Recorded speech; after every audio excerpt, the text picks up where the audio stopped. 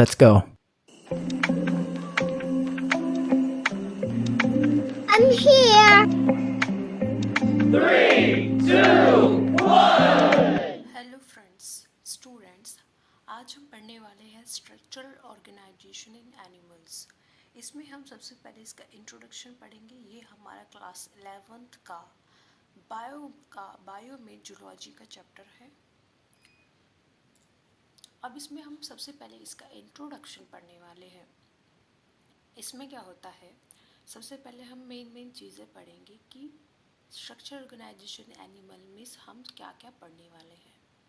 पहला है, in unicellular organisms all function like digestion, respiration and reproduction are perform by a single cell. ये कहना चाहता है कि जितने भी यूनिसेलुलर ऑर्गेनिजम्स होते हैं, सभी के सभी में जो फंक्शन होता है, जैसे कि डाइजेशन हो गया, रेस्पिरेशन हो गया, रिप्रोडक्शन हो गया, ये क्या होता है, ये किससे होता है? यूनिसेलुलर ऑर्गेनिजम्स में एक सिंगल सेल से। एक सिंगल सेल डाइजेशन करती है, रेस्पिरेशन करती है और रिप्रोडक्शन भी परफॉर्म करती है। In complex body of multicellular animals में क्या होता है, कोई कॉम्प्लेक्स बॉडी होती है मल्टी सेलुलर एनिमल्स लाइक हमारे अंदर, जानवरों के अंदर और भी मल्टी सेलुलर एनिमल्स के अंदर। उसमें क्या होता है, the same basic function same, जैसे कि डाइजेशन, रेस्पिरेशन, ये कैसे होता है, are carried out by different group of cell in a well organize manner. क्या होता है, ये सारा, जैसे कि यूनिसेलुलर ऑर्गेनिजम्स में होता है, डाइजेशन होता है, रेस्पिरेशन होता है, रिप्रोडक्शन होता है, ऐसे ही मल्टी सेलुलर एनिमल्स में सेम बेसिक फंक्शन जो होता है वो कौन करता है, डिफरेंट ग्रुप ऑफ सेल्स। हम यहाँ पर इसको अंडरलाइन भी करेंगे। Okay, different group of cells in well organize manner में वो होता है। उसके बाद the body of simple organisms like hydra is made of different type of cell. जो बॉडी होती है किसकी, सिंपल ऑर्गेनिजम्स की, जैसे कि हाइड्रा के अंदर, वो उसकी बॉडी कैसी बनी होती है, made of different type of cells से बनी होती है। And the number of cell in each type can be in 1000। और जो ये नंबर ऑफ सेल्स होती है, हर एक टाइप की सेल्स वो होती है 1000 नंबर्स में। अब आप कहेंगे तो सिंपल ऑर्गेनिज्म हो गया, जैसे कि हाइड्रा हो गया, इसकी डिफरेंट टाइप की सेल कैसे होती है वो हम आगे बात करेंगे कि नंबर ऑफ सेल जो होती है इनके अंदर हर एक टाइप की नंबर ऑफ सेल जो होती है थाउजेंड्स में होती है हाइड्रा के अंदर। The human body is composed of billions of cell in to perform various function. जो ह्यूमन की जो बॉडी होती है वो मल्टी सेलुलर होती है, उसमें बिलियंस ऑफ सेल परफॉर्म करती हैं वेरियस फंक्शन। वेरियस फंक्शन का मतलब क्या होता है, अलग अलग तरीके के काम करना, जैसे डाइजेशन अलग सेल करेंगी, रेस्पिरेशन अलग सेल करेंगी। ओके, उसके बाद हम बात करेंगे अब हम बात करेंगे टिश्यू के बारे में। टिश्यू क्या होता है, टिश्यू को हम हिंदी में ऊतक बोलते हैं। Tissue is a group of one or more type of cells having a similar origin and perform a specific function. It provides a basic framework in animals. अब टिश्यू एक ऐसा ग्रुप होता है, एक या एक से ज़्यादा तरीके की जो जितनी भी सेल्स होती हैं उसमें एक सिमिलर ओरिजिन, एक ऐसा स्पेसिफिक फंक्शन करती हैं, जैसे कि एक टाइप की सेल होंगी 1000 में, मिलियंस में हो सकती हैं, वो एक काम करेंगी और दूसरी टाइप की सेल दूसरा काम कर रही होंगी। तो वो अगर जितना भी एक टाइप की सेल होती हैं, बहुत सारी सेल्स मिल करके एक टिश्यू बनाती हैं, स्पेसिफिक फंक्शन करने वाली cells. Study of tissue is called histology. Histology क्या होती है, हिस्टोलॉजी एक ऐसी स्टडी होती है जिसमें हम टिश्यूज़ के बारे में पढ़ते हैं। उसके बाद tissue are organize in specific proportion and pattern to form a organ. like stomach, lung, etc. Tissue are the organized. Tissue क्या करते हैं, ऑर्गेनाइज करते हैं एक स्पेसिफिक प्रोपोर्शन एंड पैटर्न, एक ऐसा स्ट्रक्चर तैयार करते हैं जिससे कि वो हमारे लंग्स को, स्टमक को, हमारे ऑर्गन्स को फॉर्म करता है। जैसे मैंने अभी बताया, जितने भी सेल्स होते हैं मिलकर के एक चीज़ बनाएंगे, कोई भी ऑर्गन बना दिया, लाइक स्टमक बना दिया, स्टमक का काम होगा डाइजेशन का, तो वो बहुत सारी सेल, उसमें भी अलग अलग सेल्स होती हैं, वो मिलकर के टिश्यू बनाती है। टिश्यू हमारा एक मिलकर के क्या बनाएगा, ऑर्गन बनाएगा। ओके, व्हेन टू और मोर ऑर्गन्स, जब दो या दो से ज़्यादा ऑर्गन काम करते हैं common function by their physical और केमिकल इंटरेक्शन की वजह से, दे टुगेदर फॉर्म ऑर्गन सिस्टम। क्या बनाएंगे, ऑर्गन सिस्टम। जब दो या दो से ज़्यादा ऑर्गन्स एक साथ कॉमन फंक्शन करते हैं किसी भी फिजिकल और केमिकल इंटरेक्शन की वजह से, वो एक साथ आपस में जुड़ कर के काम करेंगे तो वो ऑर्गन सिस्टम बना देंगे। जैसे कि डाइजेस्टिव सिस्टम, रेस्पिरेटरी सिस्टम, हमारे डाइजेशन के लिए हमारे स्टमक भी होता है, हमारी इंटेस्टाइन भी होती है, हमारा इसोफेगस, लंग्स, ये सब मिल कर के एक अलग चीज़ बनाएंगे। रेस्पिरेटरी में लंग्स आ जाते हैं, और भी टिश्यूज़, ऑर्गन्स भी, हर चीज़ में जब जुड़ते हैं, जब वो एक साथ काम करते हैं, वो एक सिस्टम बना देते हैं, ऑर्गन का एक सिस्टम बन जाता है, उसको कहते हैं organ system. Cell, tissue, organ and organ system, इससे आप समझ सकते हैं। पहले सेल बना, जब ढेर सारे सेल एक काम करते हैं वो टिश्यू बनाते हैं, जब टिश्यूज़ इकट्ठा होकर के एक ऑर्गन बनाएंगे, ऑर्गन्स मिल कर के जब काम करते हैं, जितने भी ऑर्गन्स बनेंगे वो ऑर्गन सिस्टम बना देंगे। Split up the work in the way that exhibits division of labor and contribute to the several of the body as whole। ये सारे हमारे सेल, टिश्यू, ऑर्गन सिस्टम हमारी पूरे काम को बांट लेते हैं, फैल जाते हैं, डिवीज़न हो जाता है हमारी पूरी बॉडी के अंदर, जिससे कि हमारी बॉडी काम कर रही होती है। सिर्फ हमारी ही नहीं, सिर्फ जितने भी एनिमल्स हो गए, लिविंग चीज़ें जितनी भी होती हैं, वो ऐसे ही उनकी बॉडी के अंदर सेल्स की वजह से, किसी में टिश्यूज़, ऑर्गन, ये सब होता है। उसके बाद हम पढ़ेंगे एनिमल टिश्यू के बारे में।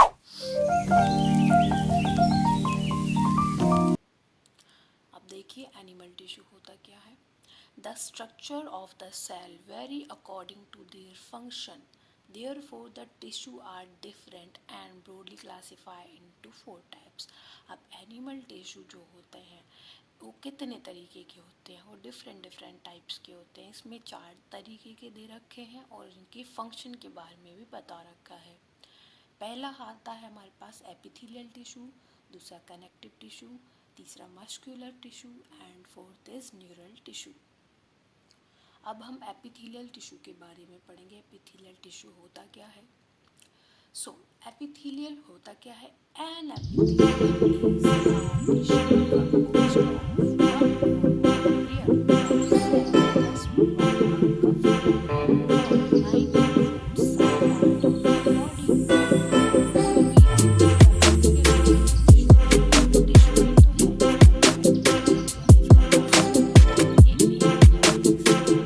कंपोज होता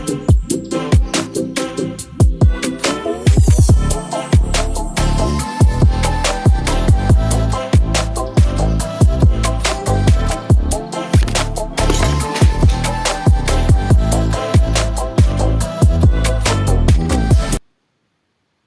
एपिथेलियल टिश्यू में। हम पढ़ रहे थे एपिथेलियल टिश्यू के बारे में। अब एपिथेलियल टिश्यू होता क्या है। An epithelium is a tissue composed of one or more layer of cell, thus provide a covering or lining for some part of the body। Epithelium एक टिश्यू होता है जो कि कंपोस्ट करता है एक या एक से ज़्यादा लेयर्स को बनाता है। किसकी लेयर्स, सेल पे। और सेल जो क्या करेगा, टिश्यू होगा जो कि हमारे एक किसी भी बॉडी के पार्ट को कवर करेगा, इस पर लाइनिंग करेगा, उसको हम टिश्यू कह देते हैं। और एक टाइप का टिश्यू होता है एपिथेलियल टिश्यू। ये एक या एक से ज़्यादा लेयर्स का जो सेल होती हैं वो एक या दो लेयर्स या तीन, एक से ज़्यादा लेयर्स भी हो सकती हैं सेल्स की। The cell are compactly packed with little intercellular matrix. अब जो सेल होती है उसके अंदर ये क्या होता है, एक कम्पैक्टली पैक्ड होता है एक intercellular matrix with little intercellular matrix में। ओके अब इसमें जो एपिथेलियल टिश्यू होता है, इसमें जो इंटरसेलुलर मैट्रिक्स होता है वो बहुत ही ना के बराबर होता है, बहुत लिटिल अमाउंट में होता है। वो जो सेल्स होती हैं वो कॉम्पैक्टली पैक्ड होती हैं। उसके बाद हम पढ़ेंगे क्लासिफिकेशन ऑफ एपिथेलियम टिश्यूज़ के को हमने कितने भागों में क्लासिफाई किया है। Type of epithelium tissue on the basis of number of the cell layer. Numbers जो लेयर्स होती है जो सेल की, हमने बताया कि ये एक से या एक से ज़्यादा नंबर्स में प्रेजेंट होती है ये एपिथेलियल टिश्यू। अब उसको हम क्लासिफाई करेंगे कि सिंपल एपिथेलियम है, कंपाउंड एपिथेलियम है। अब सिंपल एपिथेलियम कैसा होता है, सिंगल लेयर का होता है, यानी कि वो उसमें सिर्फ सेल की एक ही लेयर बनी होती है। और कंपाउंड एपिथेलियम क्या होता है, जो दो से ज़्यादा लेयर्स का बना होता है। तो हम इसको लेयर्स के, सेल की लेयर्स के बेसिस पर डिवाइड कर रहे हैं इसके पार्ट्स को। अब सिंपल एपिथेलियम में क्या होता है, composed of single layer of cells function as lining for body cavities duct and tubes. अब हमने पहले बताया है कि ये एक सिंगल लेयर की सेल से बना होता है सिंपल एपिथेलियल टिश्यू। और सेकंड पॉइंट है इसका कि function as lining for body cavities. ये कहाँ पर पाया जाता है, कहाँ पर ये काम करता है, हमारी बॉडी कैविटीज़ में, डक्ट्स में, ट्यूब्स पर। और जो कंपाउंड एपिथेलियम है उसमें दो या दो से ज़्यादा सेल की लेयर प्रेजेंट होती है, इसलिए हमने उसको क्या नाम दिया, compound epithelium tissue. It has protective function as it does in our skin.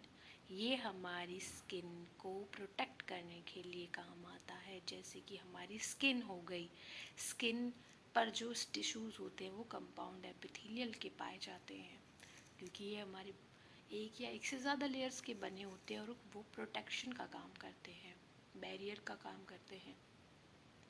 अब सिंपल एपिथेलियल टिश्यू को भी हम मॉडिफाई कर देते हैं सेल्स को उसकी शेप के बेसिस पर। इसमें हमारे पास सबसे पहले आता है स्क्वैमस एपिथेलियम, सेकंड आता है क्यूबॉइडल एपिथेलियम, थर्ड है हमारे पास कॉलमिनार एपिथेलियम। अब इनके बारे में भी हम आगे पढ़ेंगे कि सिंपल एपिथेलियल में स्क्वैमस एपिथेलियल के अंदर क्या क्या चीज़ें होंगी, क्यूबॉइडल में क्या होगी, कॉलमिनार में क्या होगी। सिंपल एपिथेलियम में, सिंपल स्क्वैमस एपिथेलियल क्या होता है। अब हम इस स्क्वैमस एपिथेलियल के बारे में जान रहे हैं सिंपल एपिथेलियल के अंदर, ये याद रखना है। स्क्वैमस एपिथेलियम का मतलब, स्क्वैमस मतलब कि एक flat cell, single thin layer of flattened cell with irregular boundaries. इसमें ये सबसे मेन पॉइंट्स आते हैं कि ये एक सिंगल थिन लेयर होती है, फ्लैटनेट सेल्स होते हैं, चपटे जिनको बोलते हैं, और इसकी जो बाउंड्रीज होती हैं वो इरेगुलर होती हैं, इरेगुलर शेप की होती है। जैसे कि आप देख सकते हैं हमारे डायग्राम के अंदर इसमें इरेगुलर बाउंड्रीज हैं इसकी सेल्स की। They are found in the lining of blood vessels. ये हमारी कहाँ पाई जाती हैं, हमारी ब्लड वेसल्स की लाइनिंग में, लिम्फ के अंदर, लिम्फ वेसल के अंदर, हार्ट में, पेरिटोनियम में, प्लूरा के अंदर, बोमेंस कैप्सूल्स के अंदर में, और thin segment of loop of Henle and air sacs of lungs. ये सबसे ये जो दो पॉइंट्स है ये बहुत इंपॉर्टेंट है पहचानने के लिए कि स्क्वैमस एपिथेलियल टिश्यू होता कौन सा है। उसके बाद हम बात करने वाले हैं सिंपल क्यूबॉइडल एपिथेलियल के बारे में। तो सिंपल क्यूबॉइडल एपिथेलियम होता क्या है, अभी हमने स्क्वैमस एपिथेलियम के बारे में पढ़ा, वो भी सिंपल एपिथेलियम का। इसका सेकंड पॉइंट हम पढ़ेंगे क्यूबॉइडल एपिथेलियम के बारे में। इसमें क्या होता है कि single layer of cube like cell resting on the basement membrane. ये क्या करता है, एक बेसमेंट मेम्ब्रेन पर रेस्टिंग में रहता है। एक सिंगल लेयर होता है, क्यूब लाइक सेल होती है इसके अंदर। अभी हमने क्या पढ़ा था स्क्वैमस एपिथेलियम में कि ये सिंगल थिन लेयर होती है, फ्लैट सेल होती है, इरेगुलर बाउंड्रीज होती है। और क्यूबॉइडल में क्या होता है, सिंगल लेयर होती है, क्यूब लाइक सेल्स होती है। क्यूब मतलब क्यूब जैसी शेप के इसमें सेल्स देखने को मिलते हैं और ये हमारी बेसमेंट मेम्ब्रेन पर रेस्ट करते हैं। The nuclei is situated centrally, और इसके अंदर जो न्यूक्लियाई होती है वो इसके क्यूब की जो सेल्स होती हैं क्यूब शेप में, उसके अंदर सेंटर में सिचुएटेड होते हैं। अब थर्ड पॉइंट क्या है, found in the duct of gland. कहाँ पर पाए जाते हैं ये, डक्ट्स ऑफ ग्लैंड। कौन सी डक्ट होती है ग्लैंड्स की, कौन सी duct, salivary and pancreatic duct हो गई, पीसीटी हो गई of nephrons in the kidney. Kidney के अंदर नेफ्रॉन्स में पाई जाती है कौन सी लेयर, क्यूबॉइडल एपिथेलियम, सिंपल ये हमारे पाई जाती है, ठीक है।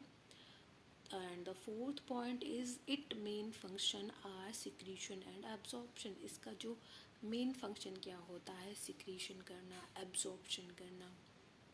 और fifth point is the epithelium of PCT of nephron in the kidney has microvilli.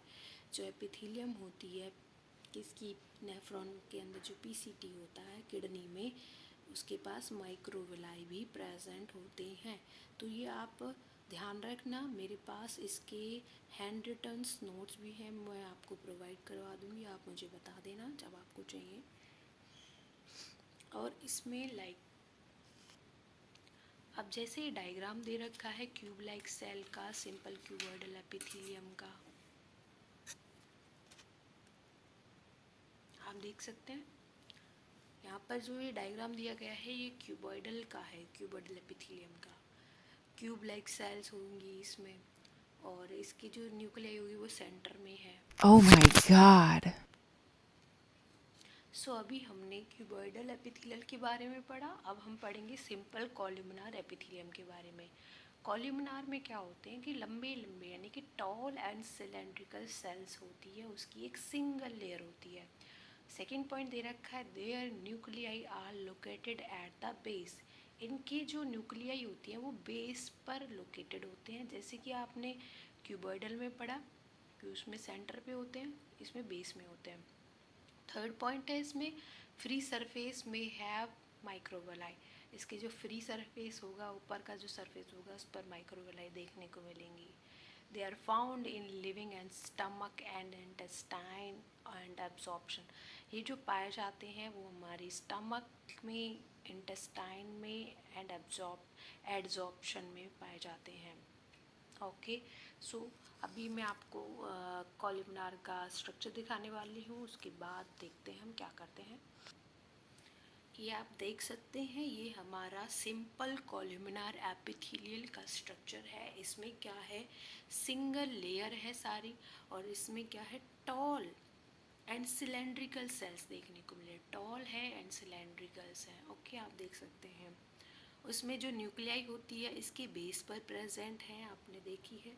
इनके सरफेस पर माइक्रोविलाई भी प्रेजेंट होती हैं, वो भी मैं आपको भी दिखाती हूँ कैसे माइक्रोविलाई। जिसमें माइक्रोविलाई आपने किस में पढ़ा कि माइक्रोविलाई किस में प्रेजेंट होती हैं, और ये कहाँ पर पाई जाती है, स्टमक में, इंटेस्टाइन में, जो एड्जॉर्प्शन के लिए होती है। ओके, जब सीलिया प्रेजेंट होते हैं, when cilia are present on free surface of columnar cells, जब जहाँ पर अगर सीलिया आपको दिख गए, एक तो माइक्रोविलाई प्रेजेंट होती है, अगर उस पर सीलिया प्रेजेंट है तो वो कहाँ पर प्रेजेंट होंगे, फैलोपियन ट्यूब के अंदर। सो आपको ये याद रखना है कि कॉलमनार एपिथेलियम कहाँ पाया जाता है। ओके, और हमने अभी जितना भी हमने पढ़ा है एपिथेलियल टिश्यू के बारे में। एपिथेलियल टिश्यू दो टाइप का होता है, simple epithelial, compound epithelial. Simple epithelial में हमने स्क्वैमस एपिथेलियल पढ़ा, क्यूबॉइडल एपिथेलियल पढ़ा, कॉलमनार एपिथेलियल पढ़ा। सो नेक्स्ट क्लास में हम पढ़ेंगे एक ग्लैंडुलर एपिथेलियल होता है, उसके बाद हम पढ़ेंगे कंपाउंड एपिथेलियल्स के बारे में। ग्लैंडुलर एपिथेलियल में आपको बताऊंगी क्या होता है, लेकिन ये ग्लैंड्स होती हैं और साथ में कुछ चीज़ें मिलकर के, कुछ एपिथेलियल मिलकर के, कुछ ग्लैंड्स मिलकर के ये एक ग्लैंडुलर एपिथेलियल बनाते हैं। तो मैं आपको उसको नेक्स्ट क्लास में पढ़ाने वाली हूँ। So stay tune and thank you. आपको मेरी वीडियो अच्छी लगी है तो लाइक करें, चैनल को सब्सक्राइब करें, बेल आइकन